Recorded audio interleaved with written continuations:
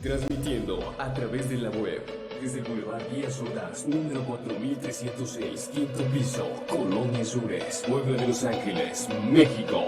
Contáctanos a través de nuestro teléfono en cabina 243-7185. Somos Argos Radio.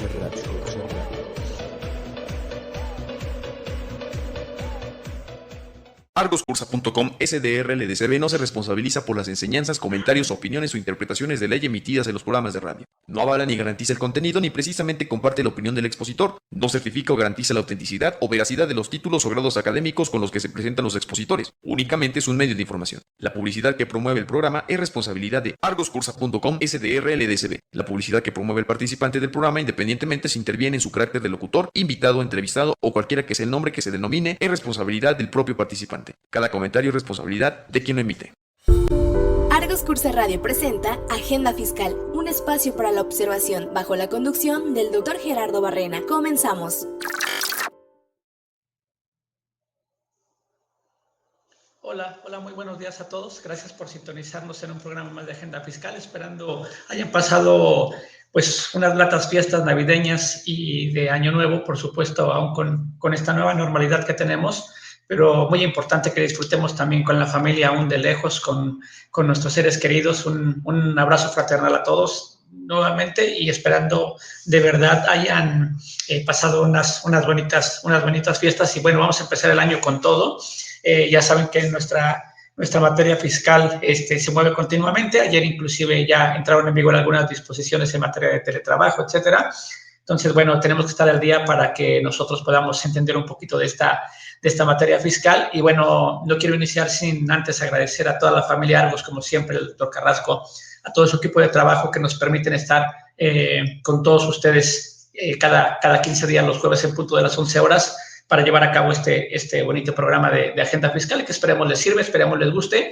Y si tienen alguna duda, comentario, bueno, están abiertos nuestros micrófonos, los correos de Argos Cursa también, para efecto de que si les interesa algún programa en especial, algún tema que podamos tocar con todos ustedes, pues vamos, estamos en la mejor disposición de atenderlos. Y bueno, sin más preámbulos, pues vamos a iniciar.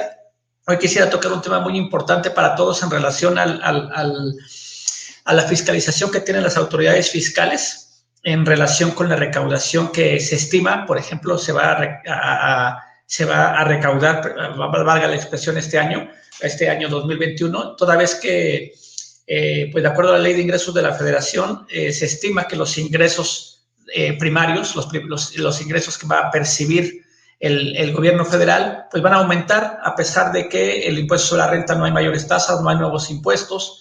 El IVA también crece un poco en relación a ello. Y bueno, uno de los ejes centrales que se manejan en el paquete económico 2021 es precisamente una mayor recaudación. Entre otros temas que maneja el gobierno federal, además, repito, en este paquete económico en relación con el tema recaudatorio y de reforma fiscal, pues tiene mucho también que ver con el combate a la corrupción, la simplificación administrativa, la modernización, por supuesto. Y bueno, dentro de estos cambios que estamos analizando, que vamos a analizar un poquito en relación a la fiscalización, tenemos temas importantes también que nos hacen un poquito de ruido. Y el más importante, reitero, por el tema que estamos analizando, es precisamente la situación de que, repito, no hay nuevos impuestos, no hay nuevas tasas. El impuesto a la renta y el IVA pretenden crecer en cuanto a la recaudación primaria que tiene el gobierno federal, y entonces seguramente lo va a hacer a través de una mayor fiscalización. Y entonces de ahí la importancia que tiene el tema que vamos a tocar el día de hoy, porque bueno, tenemos que cuidar los procedimientos de nosotros ante la autoridad y por supuesto la autoridad también ante nosotros. Entonces ese es nuestro tema de hoy. Y bueno, para no tener más límites en el tiempo, bueno, vamos a iniciar.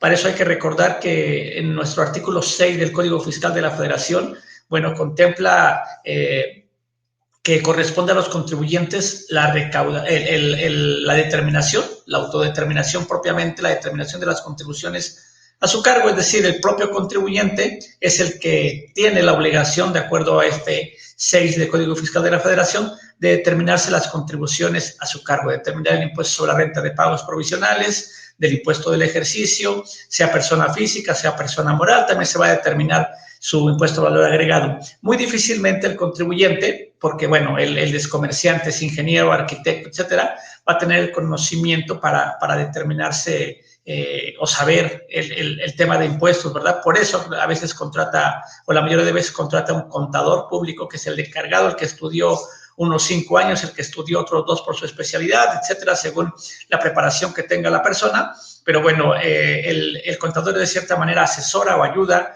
o presta sus servicios para efecto de que, bueno, lo puedan contratar un empresario para efecto de que pueda determinar sus impuestos. Y bueno, para la autoridad, independientemente de que a lo mejor muchos de nosotros tenemos la clave, la contraseña del contribuyente, porque somos los que generamos la línea de captura, etcétera, bueno, al final de cuentas, para la autoridad es el propio contribuyente el que se está determinando, ya es secundario si lo ayudan o no lo ayudan. Pero bien, una vez que el contribuyente se determina si la autoridad fiscal presume o bien tiene algún indicio o verdaderamente algún contribuyente no ha cumplido, entonces va a ejercer sus facultades de comprobación que vienen contempladas en el artículo 42 del Código Fiscal de la Federación, que en este momento, si lo analizamos, pues tiene 11 fracciones, de las cuales una está derogada, es decir, tiene realmente 10 facultades de comprobación la autoridad fiscal, y bueno, una entra en vigor precisamente en este 2021, derivado no de la reforma 2021, sino derivado de la reforma 2020. Seguramente ya han escuchado hablar de los esquemas reportables. Bueno, esta nueva facultad que tiene la autoridad fiscal para revisar a los asesores fiscales, ya tendremos tiempo de hablar un poquito del tema de reforma fiscal o los invitamos por ahí. Me parece que Argos Cursa tiene preparado un curso de reformas fiscales donde va a intervenir un servidor y bueno, ya platicaremos un poquito más ampliamente de la reforma fiscal.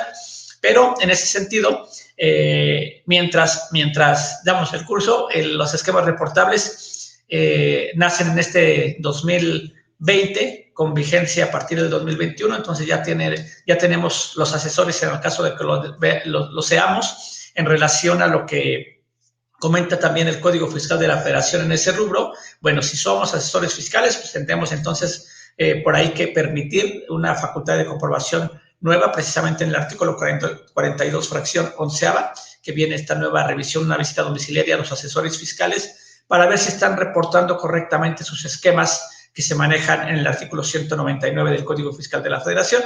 Pero bueno, yendo por orden, repito, son 11 fracciones, 10 facultades de comprobación, la octava, comentábamos, está derogada, y una que entra en vigor en este 2021 en relación a esta visita domiciliaria en relación con los esquemas reportables. Bien, estos actos de autoridad, como se le llaman comúnmente a las facultades de comprobación contempladas, reitero, en el artículo 42 del Código Fiscal de la Federación, tienen la particularidad de ser, pues, como tal, un acto de autoridad o un acto administrativo.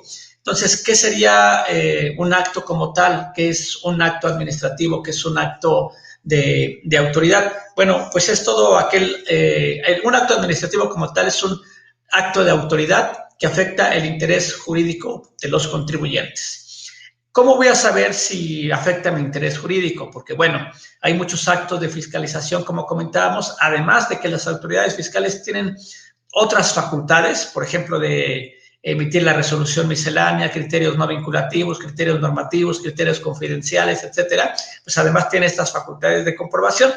Entonces, ¿cómo saber si estoy ante un acto de administrativo de autoridad? Bueno, primero que nada, hay 3 características primordiales que tiene que reunir un acto administrativo.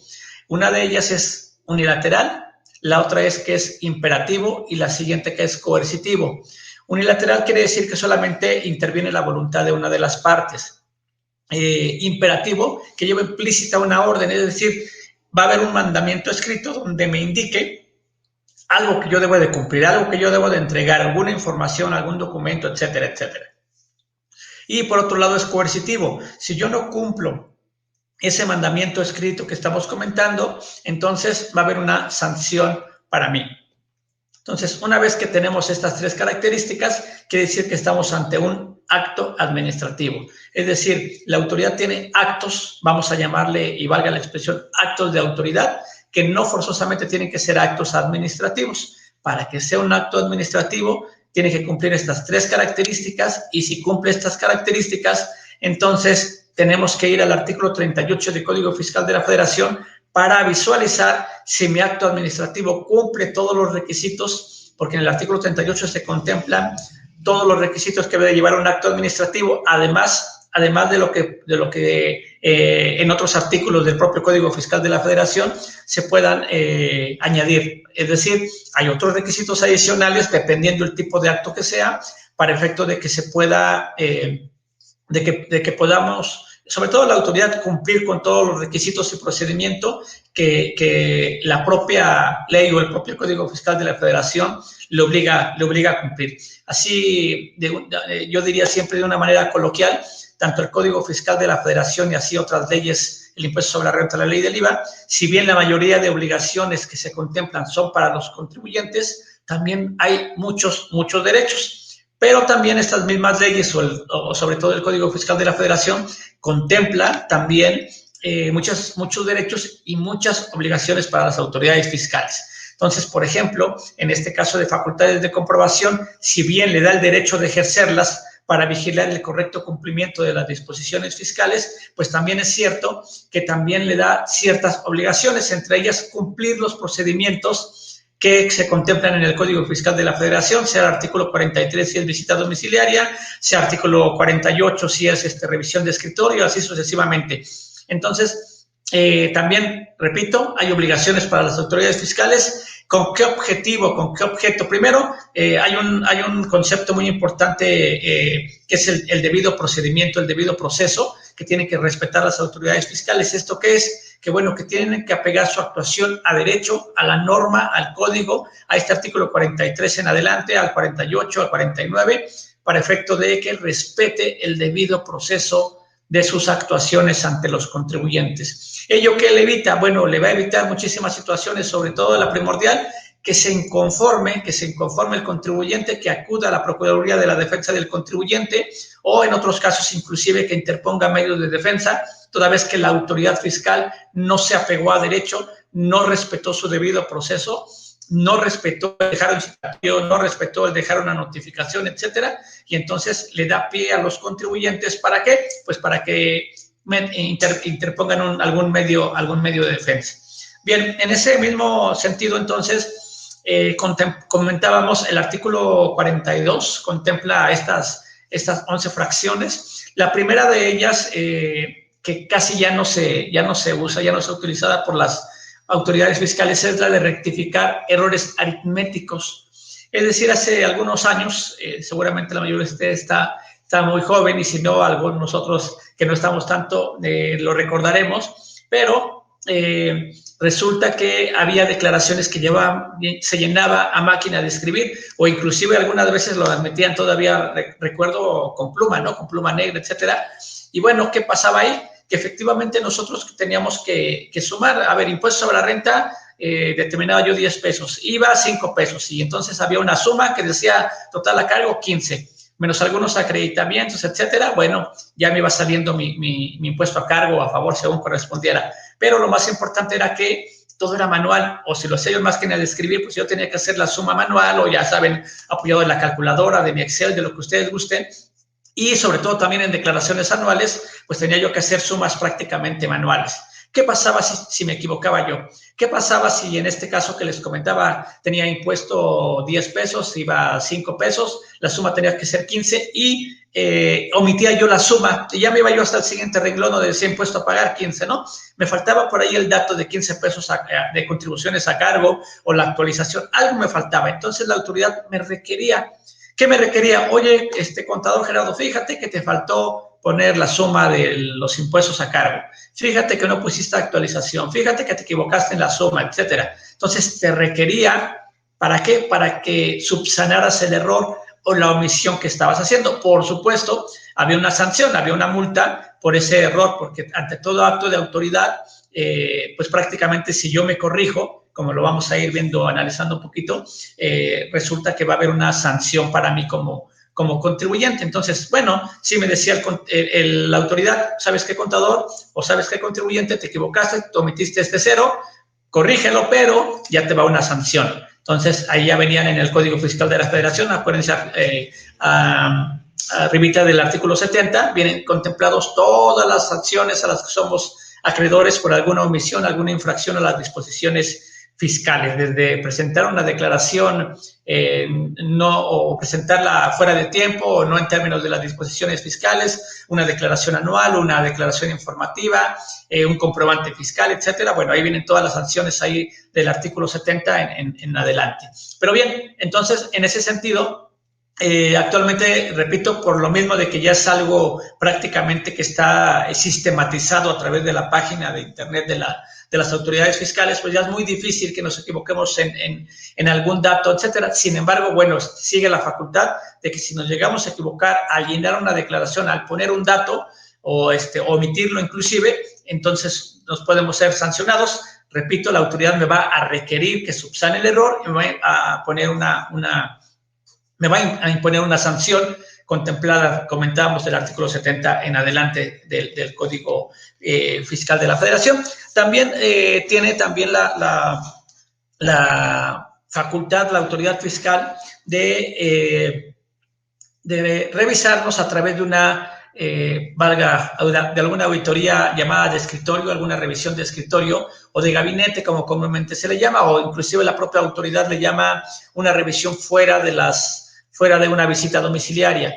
Bueno, comúnmente le llamamos revisión de escritorio. Esto tiene su fundamento en el artículo 42, fracción segunda de este Código Fiscal de la Federación, donde nos puede requerir información y documentación de carácter, por supuesto, fiscal, pero esto es, repito, a través de una revisión de escritorio o de gabinete. ¿Por qué se le llama revisión de escritorio o gabinete? Bueno, sobre todo de gabinete porque se dice que en la antigüedad, cuando nos revisaban de esta manera, nosotros llegábamos, entregamos la documentación y la autoridad la ponía precisamente en gabinetes que tenían sus oficinas. Ahorita pues ya la entregamos en una cajita, etcétera, en cajas, y bueno, la autoridad en lo que no la trabaja, pues la pone en una bodeguita y en cuanto va empezando a revisarla, pues va trayendo la información a su escritorio.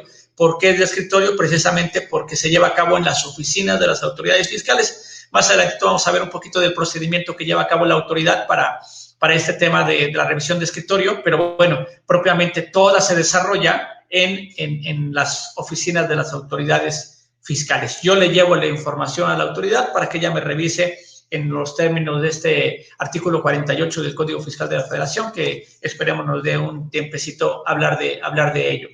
Por otro lado, también tiene un procedimiento, yo creo que es de los más difíciles tanto para la autoridad como para el contribuyente, el hecho de practicar visitas domiciliarias. ¿Y por qué digo este tema de que es un poquito complejo para la autoridad y para el contribuyente? Porque, bueno, es uno de los actos administrativos donde la autoridad afecta más el interés jurídico del contribuyente. ¿Y por qué? Porque se entromete, se mete al domicilio fiscal del contribuyente.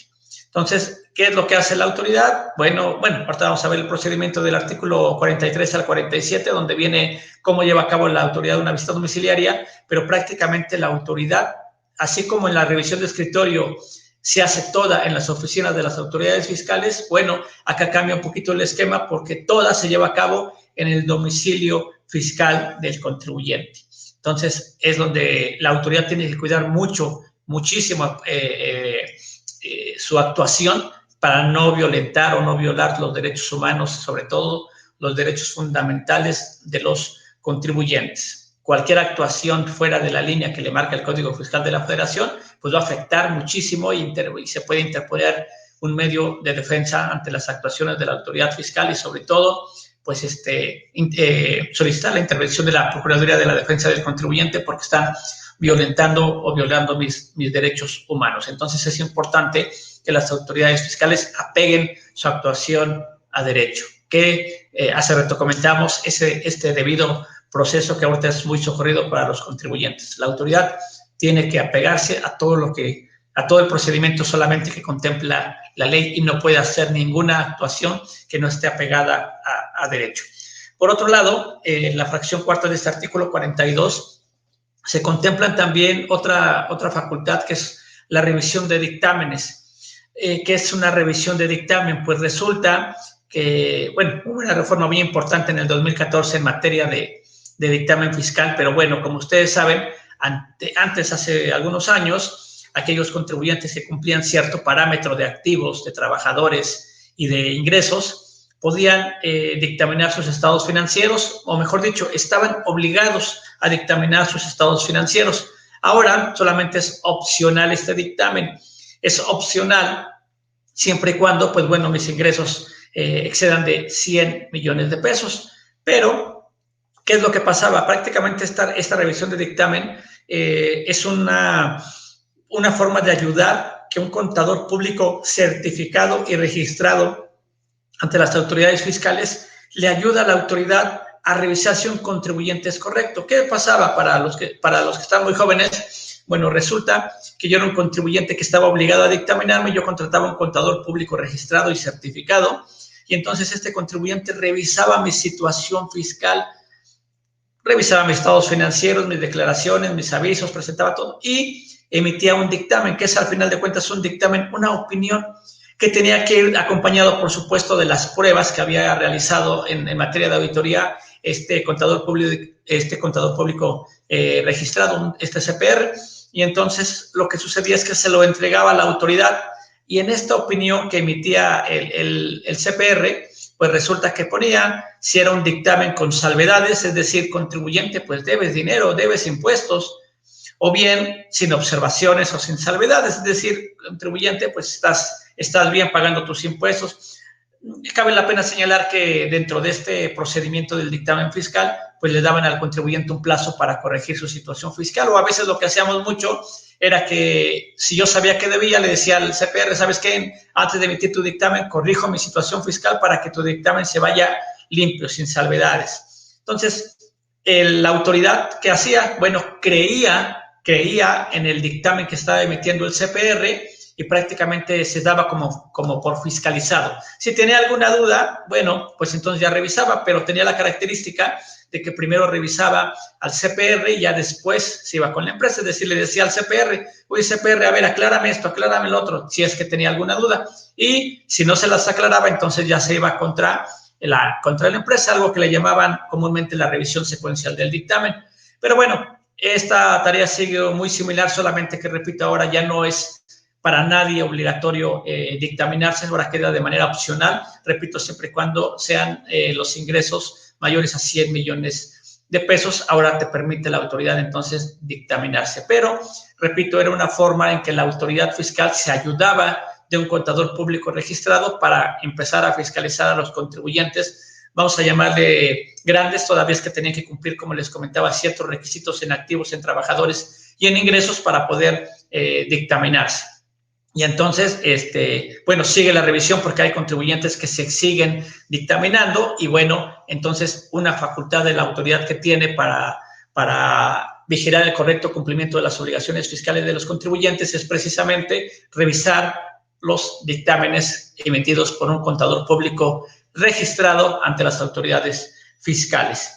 También en la fracción quinta de este artículo 42 se contemplan varias facultades para las autoridades fiscales de revisar el correcto cumplimiento de las disposiciones fiscales. Sin embargo, dentro de las más importantes que se contemplan en esta fracción quinta es, sin lugar a dudas, la revisión de la emisión de comprobantes fiscales digitales. Acuérdense que, bueno, esta historia de los comprobantes fiscales ya tiene unos añitos, sin embargo, bueno, del 2014 para el 2021, cada vez hemos ido, o la autoridad ha ido perfeccionando la emisión de comprobantes fiscales con una serie de requisitos en catálogos, en claves, en monedas, etcétera, donde si lo emitimos incorrectamente o no lo emitimos, que sería el peor escenario, bueno, podemos vernos afectados con una sanción, inclusive en la clausura del establecimiento. Entonces, es importante saber cuándo estoy obligado a emitir un comprobante. hacerle caso precisamente también. Ahí hay una regla muy importante en materia de comprobantes fiscales, la 271-24, que habla de los comprobantes simplificados o los comprobantes de operaciones con público en general. Es importante hacerle caso a esta obligación, toda vez que cuando me revisan en términos de este artículo 42, fracción quinta, cuyo procedimiento viene en el artículo 49, yo creo que vamos a verlo también un poquito. Pues bueno, lo que me va a pedir es que le enseñe cómo estoy emitiendo mis comprobantes fiscales en ese momento, y además que tenga yo la infraestructura para emitirlos, ¿no? Imagínense que llegan a pedirme un comprobante y yo no tengo manera de, oye, no tengo ni siquiera computadora, entonces, ¿cómo los emites? No tienes de infraestructura.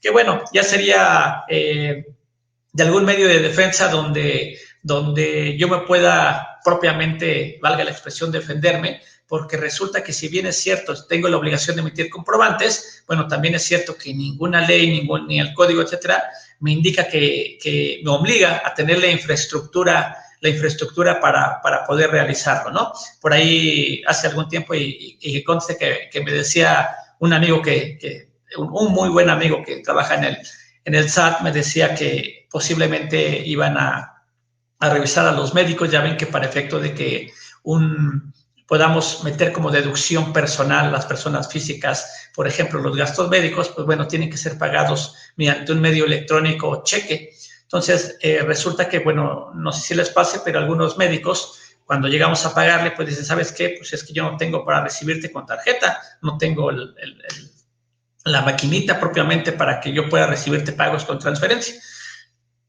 Entonces nos obligaba que si yo tengo chequera, pues le pago con cheque, pero un poquito difícil, ¿no? Entonces, ¿qué hacíamos? Pues le pagábamos en efectivo, pero el problema de pagar en efectivo es que no puede entrar como deducción autorizada porque tiene que ser pagada con medio electrónico o cheque. ¿Qué sucede? Que me decía este amigo del SAT, es que vamos a ir con los médicos y los vamos a sancionar porque no tienen la famosa maquinita, su terminal punto de venta.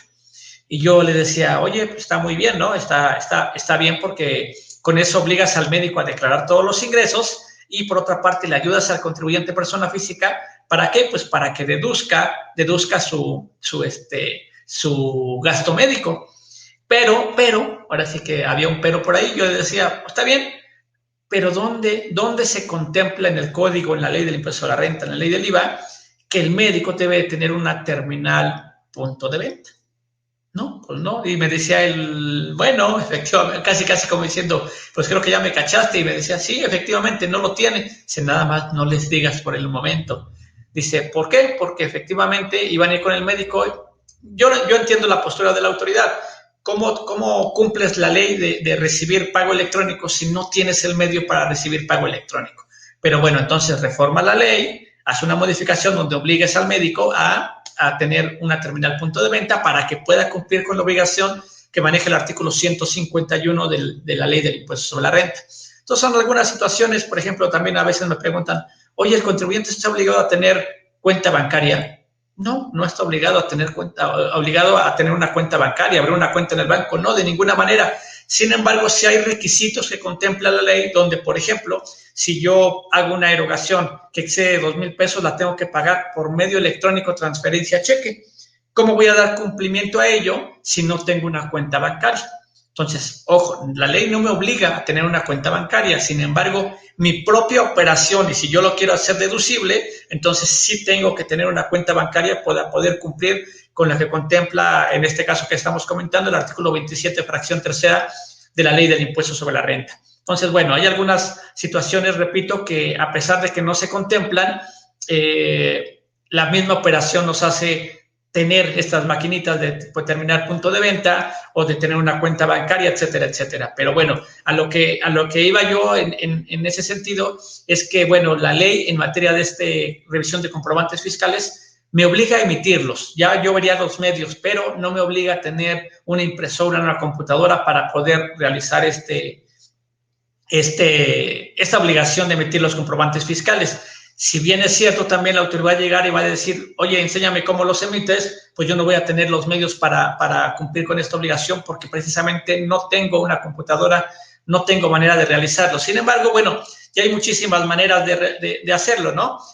Por ejemplo, un servidor en el celular que es no de los más caros, pero tampoco de los más baratos, pero ¿qué se le puede realizar? Bueno, tiene ya una aplicación donde yo creo que también la mayoría de ustedes lo pueden realizar, de emitir comprobantes fiscales a través de un celular. Entonces, oye, necesito impresora. No, también, ¿por qué? Porque yo te lo puedo mandar en este momento a tu correo electrónico, la ley lo permite, de que en ese momento te lo entregue. Y recuerden que además en materia de comprobantes fiscales, yo tengo 24 horas, perdón, para cumplir con la obligación de la entrega a mi cliente. Entonces, bueno, hay varias situaciones en que podemos defendernos. Ya sería materia de otro programa de hablar un poquito de la medida de defensa en materia de comprobantes fiscales. Y bueno, ya nos tocaría hablar de ello. Pero bueno, les comentaba, el artículo 42, fracción quinta, tiene algunas otras obligaciones. La más importante desde mi punto de vista es esta de la revisión de comprobantes fiscales, tiene otra en materia de marbetes y recintos, tiene otras en materia de ley aduanera, etcétera, pero bueno, también no dejan de ser importantes. Bueno, también tiene otra facultad de practicar avalúos. Entonces, también la autoridad fiscal, sobre todo en materia de embargos precautorios, de embargos en la vía administrativa, pues la autoridad fiscal puede practicar estos avalúos. Y hay otra muy importante y por ejemplo, ya saben que actualmente pues las autoridades fiscales en el ámbito de su competencia tienen muchísimas, muchos elementos, muchos registros de nosotros como contribuyentes, de bienes de nosotros, de nuestro patrimonio. Y bueno, tiene ahí en esta fracción séptima la de recabar información de funcionarios públicos. Esto que es bueno, si la autoridad desea saber, por ejemplo, si el contador Gerardo tiene bienes y o están siendo acordes al ingreso que él obtiene o al ingreso que está declarando, bueno, pues tiene muchas situaciones que puede realizar. Le puede pedir a Catastro que le informe sobre los bienes que yo tengo, le puede pedir al Registro Público de la Propiedad, le puede pedir información a la Secretaría de Finanzas de los automóviles que tengo, etcétera. ¿Para qué? Pues para, pues de cierta manera, verificar que los ingresos que yo estoy declarando, como comentábamos, son acordes a los bienes que yo tengo.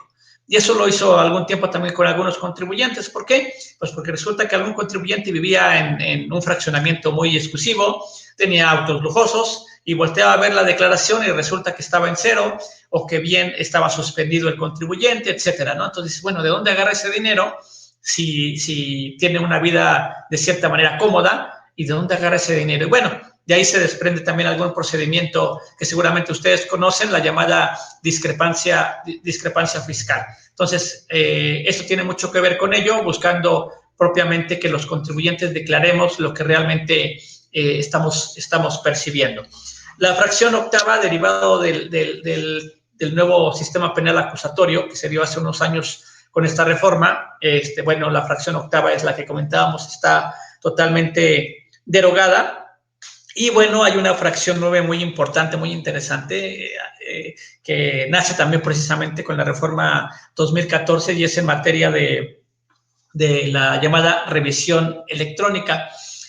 ¿Qué es lo de esta revisión electrónica? Bueno, finalmente lo que sucede con esto es que la autoridad fiscal en este momento tiene absolutamente todos los elementos en su poder. ¿Para qué? Para poder determinar contribuciones. ¿Qué tiene mío la autoridad? Bueno, tiene desde mi acta constitutiva, tiene mi INE, porque yo se lo dejé cuando fui a registrar mi firma electrónica, tiene mis declaraciones, mis avisos, tiene mis declaraciones también informativas, tiene absolutamente todo, tiene mis comprobantes fiscales, ya sabe cuando yo percibí un ingreso, sabe cuando pagué otro, sabe cuando me pagaron, porque para eso están los complementos de pago, tiene absolutamente toda la información. Entonces, imaginemos que yo soy una persona moral, le retengo el impuesto a una persona física, se emitió el comprobante correspondiente. Entonces, ¿qué va a hacer la autoridad? Va a decir, a ver, persona moral, el día 17 de febrero yo necesito que me pagues lo que retuviste en el mes de enero. Y listo.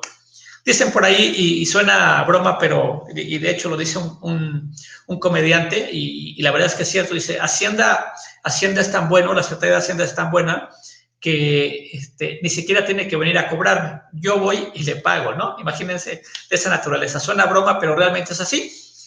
cuando viene a cobrarme es cuando ejerce estas facultades, y cuando ejerce estas facultades es porque ya va a haber sanciones si me detecta alguna omisión. Entonces, bueno, mejor voy yo voluntariamente y pago, ¿no? Para que no tengamos estos inconvenientes. Entonces, bueno, en materia de esta revisión electrónica, al tener todos los elementos, lo que hace la autoridad es que desde su oficina mueve la computadora, hace algunos cruces de información, y con esos cruces de información lo que va a suceder es que va a detectar si le dejé de pagar ingreso o impuesto, mejor dicho, derivado de los ingresos, o le dejé de pagar IVA, o le debo retenciones, o algo le debo. Y entonces, ¿qué va a suceder? A través del buzón tributario, contemplado todo este procedimiento de la revisión electrónica en el artículo 53B del Código Fiscal de la Federación, pues bueno, lo que va a realizar, ese cruce de información, a través del buzón tributario me notifica, y yo tengo que solventar esa revisión electrónica diciéndole o desvirtuando la posible omisión o la no omisión de las contribuciones. Pero vean, todo desde la comodidad de su domicilio, la autoridad hace ese cruce y lo lleva al buzón tributario. Por eso una revisión electrónica propiamente lo hace desde la comodidad y con todos los datos y la infraestructura que tiene desde las oficinas la autoridad fiscal. Entonces, imagínense con ello.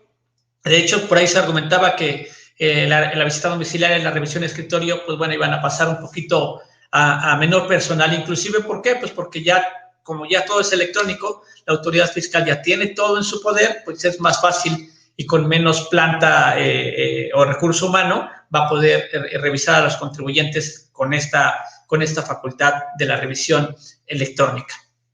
Pero bueno, hay otra que también es prácticamente nueva, es practicar visitas domiciliarias a los contribuyentes, es la fracción 10ª, en materia del efectivo, es decir, ¿cómo estás manejando tu efectivo? Hay una parte bien importante, y luego, sobre todo para el régimen de incorporación fiscal, lo que era el pequeño contribuyente, etcétera, donde resulta que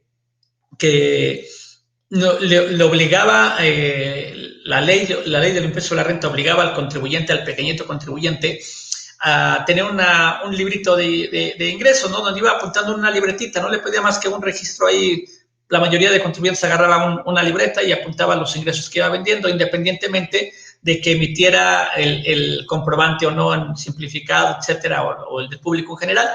Entonces, ahorita me dicen los contribuyentes, oye, contador, y el salón de belleza, entonces voy anotando en una libretita mis ingresos. Le digo, bueno, puedes anotarlo y no, te va a servir a ti de control, pero por ley ya no te obliga a llevar esa famosa libretita. ¿A qué te obliga la autoridad actualmente? Pues simplemente a emitir un comprobante simplificado, o bien si te piden una factura, tendrías que dar la factura. Oye, ¿y qué pasa con aquellas operaciones que no estoy obligado a emitir un comprobante simplificado y que no estoy obligado a la factura porque no me la pidió? Ah, bueno, pues por esa vamos a llamarle por ese ingreso que no tenemos manera de comprobar, entre comillas, pues simplemente lo tendrías que meter en tu comprobante de operaciones con público en general. Oye, pero la autoridad, ¿cómo va a creerlo? Bueno, es que si no te obliga a llevar un registro, pues no tienes tú por qué también crearte obligaciones que no vienen en ley. Repito, este registro me parece interesante para efectos internos, ¿no? ¿Por qué? Porque yo tengo que tener un conocimiento de cuánto ingresó a mi negocio. Pero y eso es lo más importante, el hecho de que no venga un registro en la famosa libretita, o no lo meta yo al banco, no quiere decir que no lo tenga que declarar. Eso es muy importante. Yo tengo la obligación de declarar y mi ingreso, haya yo emitido el comprobante simplificado, la factura, y si no me obliga la ley a hacerlo, sí me obliga a declararlo. Eso es muy importante. Entonces, una cosa es que no emita yo el comprobante, no tenga la obligación de emitir un comprobante, y otra muy distinta es que no tenga la obligación de declararlo. Entonces, tengan mucho cuidado. Pero bueno, esta facultad precisamente va encaminada a eso.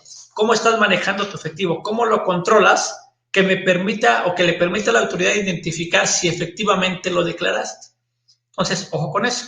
Oye, que la libretita, pues la autoridad le va a dar mucho gusto que lleves la libretita, o a lo mejor ni siquiera te la pide porque no está obligada, no estás obligado a realizarlo. Entonces, ojo con el control, porque esta visita domiciliaria va a ir encaminada a ver cómo estás controlando tu efectivo. Y bueno, Hay otra muy importante en relación a ese tema, que ya lo habíamos comentado, es precisamente la de practicar visitas domiciliarias en materia de los famosos asesores fiscales. Repito, no todo, bueno, no lo he comentado, pero es muy importante que se los comente, no todo contador público tiene la característica de asesor fiscal en términos del Código Fiscal de la Federación, de lo que lleva el artículo 197 al 202, los esquemas reportables. No todos tenemos la característica de asesor fiscal, ¿de acuerdo? Ahí viene prácticamente la definición, si no me recuerdo es el artículo 197, donde me dice qué es un asesor fiscal, y no todos caemos en el supuesto, inclusive un abogado puede ser asesor fiscal.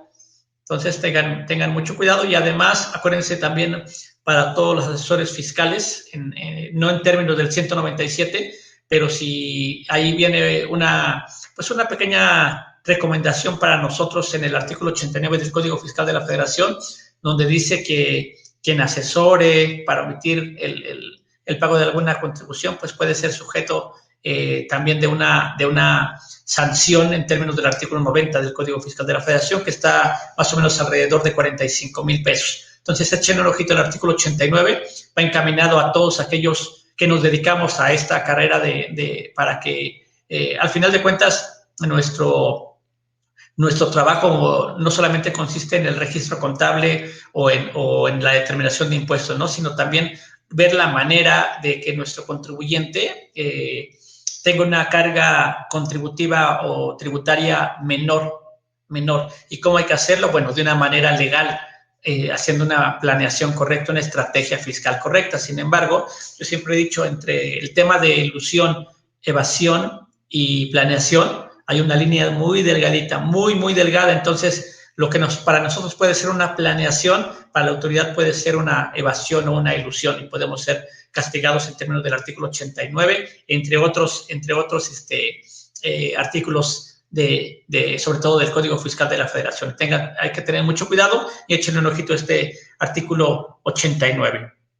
Bien, por otro lado, ya entrando un poquito más al camino de los procedimientos, nos quedan unos minutitos para el programa. Yo creo que nos da tiempo a analizar un poquito en relación a este tema de las visitas domiciliarias.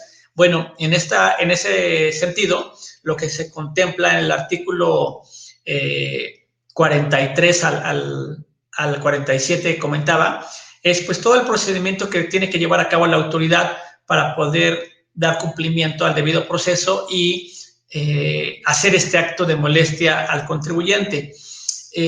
No hay que perder de vista que todo este procedimiento de la visita domiciliaria tiene un sustento constitucional, que es el artículo 16, que entre otras palabras dice que nadie puede ser molestado en sus papeles, posesiones, domicilio, sino por mandamiento escrito que funde y motive la causa legal.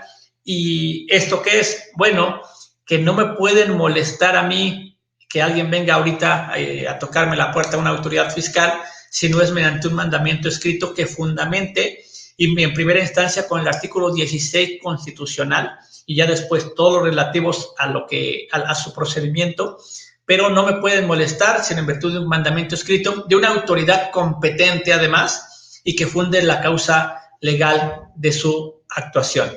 Y entonces, estando en ese sentido, bueno, yo tendría que permitirle la entrada, porque también eso es cierto. Yo les comentaba hace un momento, así como la autoridad tiene sus obligaciones y sobre todo su obligación de respetar su debido proceso, bueno, también es cierto que los contribuyentes también tenemos que cumplir ciertas condicionantes. Y si yo no lo dejo entrar, si yo le cierro la puerta, si yo propiamente no lo dejo que realice su trabajo, pues entonces va a haber sanciones para mí, y sanciones en materia de la determinación de mis contribuciones, y también inclusive la autoridad puede utilizar el auxilio de la fuerza pública para que yo le permita realizar su trabajo. Entonces, hay que dar facilidades a las autoridades fiscales para que realicen su trabajo, y bueno, en ese sentido llevamos la fiesta en paz, y sobre todo me evito una determinación presuntiva en materia de determinación de mis impuestos, y además una sanción por oponerme al desarrollo, al inicio de una facultad de comprobación de las autoridades fiscales. Bien, este artículo 16 también contempla algunos otros requisitos. Por ejemplo, contempla que debe de haber actas, es decir, actas circunstanciadas, debe de haber también testigos, y bueno, estos en materia de esos dos conceptos, y además me dice que esta actuación de la autoridad se tiene que aplicar como si fuera un cateo, y entonces, bueno, las características del cateo son muy similares entonces al procedimiento que se lleva a cabo en una visita domiciliaria. Esto que dice el 16 constitucional, más adelantito, el artículo 43 del Código Fiscal de la Federación también contempla estos requisitos, es decir, dice, oye, tiene que haber actas, tiene que haber testigos, tiene que ser alguna autoridad competente la que te emita el requerimiento, etcétera, etcétera. Pero bueno, son situaciones que se van contemplando también tanto en la Constitución, que es la Carta Magna, la ley suprema, dice el artículo 133 constitucional, que la ley suprema de la nación es precisamente la Constitución, después los tratados internacionales y después ahí vienen las leyes que emanan del Congreso de la Unión. Pero entonces, en término general, la ley suprema es la Constitución, por lo tanto, toda actuación de la autoridad fiscal tiene que fundamentarla en este artículo 16 constitucional. Entonces, bueno, hay que contemplar que esta Constitución prácticamente protege a ciertos individuos, que en este caso, hablando ya de manera contributiva, de manera ya un poquito más fiscalmente, bueno, se contempla entonces que la Constitución protege tanto a las personas físicas como a las personas morales. ¿Y de qué las protege? Bueno, las protege de cualquier acto de autoridad, y comentábamos hace un momento, los protege en posesiones, en papeles, en domicilio, en familia e inclusive en su persona. ¿Sí? Esto está protegido, y bueno, hay que recordar también que tiene que ser un mandamiento escrito, de una autoridad competente, y además tiene que estar este documento fundado y motivado. Más adelantito, bueno, si no es que nos da tiempo y si no, con todo gusto hacemos otro programa en relación a este tema para seguir viendo las demás facultades de comprobación, pero bueno, este mandamiento escrito y estar fundado y motivado, etcétera, también viene contemplado en el artículo 43 e inclusive en el 38 que comentábamos en materia del Código Fiscal de la Federación. ¿Por qué? Porque, repito, como es un acto de molestia, un acto administrativo, un acto de autoridad, pues entonces la autoridad tiene que respetar todos los requisitos que se contemplan, sobre todo para no dejar al contribuyente en estado de indefensión.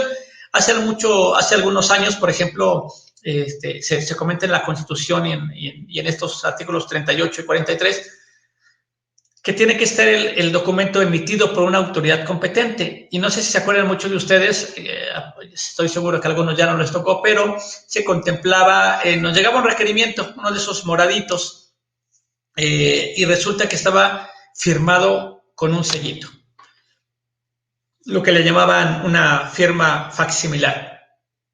Pues bueno, muchas veces nosotros, pues sí, mira, cumple los requisitos, está fundado, motivado, está firmado por autoridad competente, etcétera, etcétera. Pero fíjense lo interesante, como era una firma, un sellito con el que firmaban, híjole, ahí ya no cumplía con el requisito de estar emitido por autoridad competente. ¿Por qué? Porque yo no sé quién puso el sello, a lo mejor fue la secretaria del director o del subadministrador, etcétera, ¿no? Agarraba y ponía el sellito. Bueno, entonces, ¿de quién era la facultad o quién tenía, mejor dicho, la facultad de emitir el requerimiento? El director. Y entonces acá lo que estaba haciendo es que la facultad de revisarme era de la persona que había puesto el sello, no de la autoridad competente. Fíjense hasta dónde llega esta parte. Entonces, ¿esto qué quiere decir? Que tiene que ser firma autógrafa. Ya veremos más adelante que, bueno, por ejemplo, tratándose de la revisión electrónica o algo, ya se permite también la firma electrónica de las personas, también de los contribuyentes y de las autoridades fiscales. Pero en ese entonces era firma autógrafa. Entonces, bueno, ya después dijeron, bueno, autoridad, para que no interponga el contribuyente los medios de defensa, ¿qué tienes que hacer? Pues fírmala autógrafamente para que sea tu firma. Había otras ocasiones en que inclusive llegaban a tocar, ¿no? Y decían, oiga, y está por acá el contador Gerardo, sí. Bueno, y en ese momento ponían el auditor, el notificador, ponía el nombre del contribuyente, Gerardo Hernández Barrena, tal, domicilio, tal, y él lo llenaba. Oye, entonces, ¿de quién estaba siendo la voluntad de revisarte? ¿De la autoridad competente o del auditor? No, pues era del auditor, porque en ese momento hasta con su letrita lo ponía. Bueno, pues ¿qué crees? No eres autoridad competente para mandarme una revisión a mí. Y entonces se interponían los medios de defensa correspondientes. Entonces, poco a poco, así como el contribuyente se ha dado cuenta de algunas actuaciones que no están apegadas a ley, bueno, pues la autoridad, y en base a los medios de defensa que se interponen, en base a jurisprudencias, en base a tesis, en base sobre todo a los argumentos que tenemos como contribuyentes para defendernos de las actuaciones de las autoridades fiscales, pues se ha ido reformando la ley y ahora entonces los procedimientos que se contemplan en la Constitución, en el artículo 38 y en el 43, etcétera, pues también se van apegando. ¿Para qué? Pues para que ya no tengamos menos elementos para interponer medios de defensa, pero también para la autoridad fiscal siempre apegue su actuación lo más cercano a lo que le pide la ley. Entonces, yo le comentaba alguna vez a un funcionario, le decía, bueno, es que la ley sí tiene que ser respetada por ambas partes, no solamente es para el contribuyente, también para la autoridad fiscal. Mientras la autoridad fiscal se apegue a las reglas, bueno, entonces va a ser muy difícil que el contribuyente tenga argumentos para interponer medio de defensa, ¿no? Entonces, bueno, sobre todo es esa parte. Y bueno, hay formalidades que se contemplan, comentábamos en el propio Constitución y que también se van a enmarcar en el 43, de, por ejemplo, quedamos que tiene que estar apegado a las formalidades de un cateo. ¿Y qué pide una orden de cateo? Bueno, ¿qué lugar vas a catear? Entonces acá se lo llevamos un poquito al tema de fiscalizaciones. ¿Qué domicilio vas a visitar, autoridad? Señálame en la orden qué domicilio vas a visitar. Si hay un domicilio, si yo tengo una sucursal, una bodega, y no viene en tu orden de visita, no puedes entrar con la pena, ¿no? Y no me estoy oponiendo, simplemente que tu actuación tiene que apegarse a ley.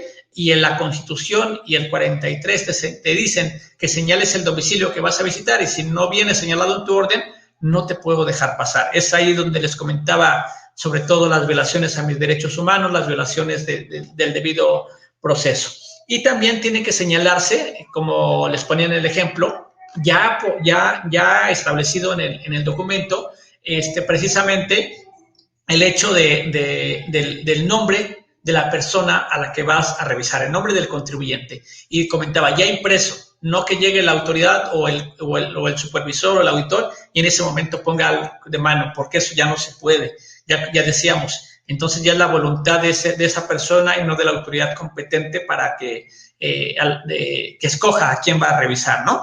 Entonces, bueno, tanto en el cateo como en la visita tiene que señalarse el nombre de la persona, en el caso de cateo de la persona que va a aprenderse, pero en el caso de la visita, pues de la persona a la que vas a revisar, sea persona física o persona moral. También hay que señalar el objeto que se busca en el caso del cateo, y en el caso de una visita domiciliaria, pues el objeto o propósito que por el que estás ahí, autoridad, ¿no? En este caso se dice, hay muchas tesis y jurisprudencias en relación a este tema, porque, bueno, el objeto como tal es vigilar el correcto cumplimiento de las disposiciones fiscales, así lo contempla la propia orden que nos emite la autoridad. Sin embargo, bueno, hay tesis y jurisprudencias con que diga la orden los impuestos que me revisa y el periodo, el ejercicio que me va a revisar, con eso cumple con el objeto o propósito el cumplimiento a este aspecto constitucional y del Código Fiscal de la Federación. Entonces, si trae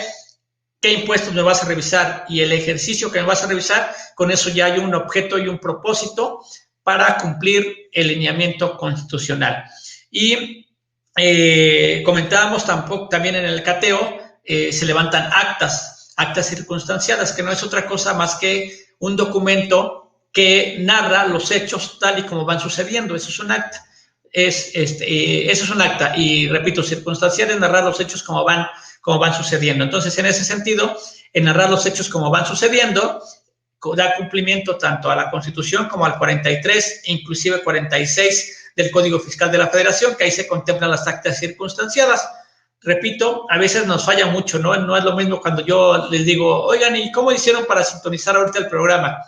Y muchos dicen, pues mira, yo nada más puse www.argoscursaradio.com y listo, ya, y me apareciste, ¿no? No, espérame.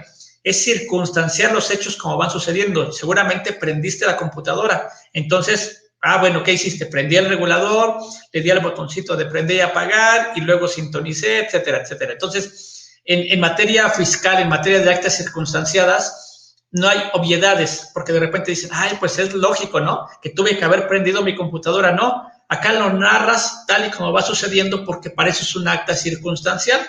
Y entonces, si fallamos en eso como autoridad fiscal, pues entonces estás violando el procedimiento, porque no me dijiste cómo llegaste a mi domicilio, no me dijiste si te constituiste en mi domicilio, no me dijiste si me buscabas a mí o a quién buscabas, etcétera, ¿no? Y a veces te digo, pues es obvio, pues entonces ¿a quién voy a venir a buscar? Pues a ti, ¿no? Tienes que asentarlo perfectamente en el acta y tienes que decir que me entregaste una orden y tienes que decir que me pediste testigos, etcétera, que eso es lo que contempla otra de las situaciones que se contemplan en este artículo 16 constitucional, los testigos. Y entonces los testigos tienen que ser designados por el contribuyente. Y si me niego, entonces sí, los designas tu autoridad fiscal, ¿no? Pero bueno, estamos por cuestiones de tiempo, estamos terminando nuestro programa el día de hoy. Si gustan, a mí me gusta mucho este tema de las facultades de comprobación de las autoridades fiscales. En 15 días, en punto de las 11 horas, podemos continuar tanto con el procedimiento de visita, porque les comentaba, todavía nos queda por ver el artículo 38, el procedimiento del 43, el dejar citatorio, cómo le entrego la información a la autoridad fiscal. Entonces, bueno, creo que estamos en perfecto tiempo y les repito, con todo gusto, en 15 días, en punto de las 11 horas, en su programa Agenda Fiscal, podemos continuar ya de lleno con la facultad de comprobación de visita domiciliaria. Tenemos revisión de escritorio, revisión de electrónica, por lo menos para ver los más importantes, la revisión de comprobantes fiscales. Y bueno, quedo a sus muy apreciables órdenes. Ojalá les haya gustado el programa. Cualquier duda que tengan, a través de los micrófonos de Argos Cursa, del correo electrónico sobre todo, nos hacen llegar todos sus comentarios. Si tienen alguna duda, también a veces nos las mandan al correo personal, y si no, bueno, estamos ahí atendiendo todas sus peticiones. Para mí fue un placer estar con todos ustedes este rico jueves, y nos estamos escuchando en 15 días en punto de las 11 horas. Un placer estar con todos ustedes y muy buena tarde.